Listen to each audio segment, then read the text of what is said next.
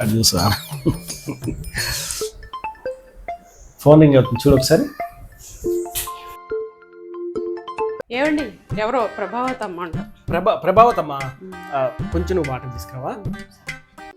ఏ ప్రభా, ఏంటి ఈ టైంలో ఇంట్లో ఉన్నప్పుడు ఫోన్ చేసావు? అలా కాదు కదా. ఆ ప్రభావతమ్మా, ఏంటి నిన్న కంప్లైంట్ వచ్చింది నీ మీద, సరిగ్గా డస్టింగ్ చేయట్లేదంటే ఆఫీస్లో. అలా కాదు, కొంచెం కాఫీ తీసుకురావా. నేను నీకు చెప్పాను కదా, నేను బయలుదేరేటప్పుడు ఫోన్ చేస్తాను, బస్ స్టాప్లో పికప్ చేసుకుంటా అని చెప్పాను కదా నేను. అదే అమ్మా, నువ్వు ఇలా క్లీన్ చేయకపోతే మాత్రం ఇమీడియట్గా నీ మీద యాక్షన్ తీసుకోవాల్సి వస్తుంది. నేను చెప్తాను కదా, ఈసారి చూస్తాను, లేదంటే తీసేస్తాను నేను జాబ్లో నుంచి. ఎవరండి ఎవరి మీద అట్లా అరుస్తున్నారు? అక్కడ పనమ్మాయి ఇది, అమ్మాయి సరిగ్గా పని చేయట్లేదు, ఆఫీస్లో కంప్లైంట్స్, డస్టింగ్ చేయట్లేదు సరిగ్గా, నా టేబుల్ మొత్తం క్లీన్ కూడా ఉండట్లేదు. అవునండి బాబు, పెద్దమ్మలా ఉంది కదా. మీ రికమెండేషన్ ఒకసారి మాత్రం చూస్తాను, లేదంటే తీసేస్తాను నేను చెప్తాను. అయ్యో పాపం, పోనీలేండి. సరే మీరైతే రెడీ అవ్వండి, నేను బాక్స్ పెడతాను. అలాగే, ఓకే. బతికిపోయాం మొత్తానికి. ప్రభావతం అన్న పేరు వల్ల తను ఎవరో తనకి తెలియలేకపోయింది. I'm safe.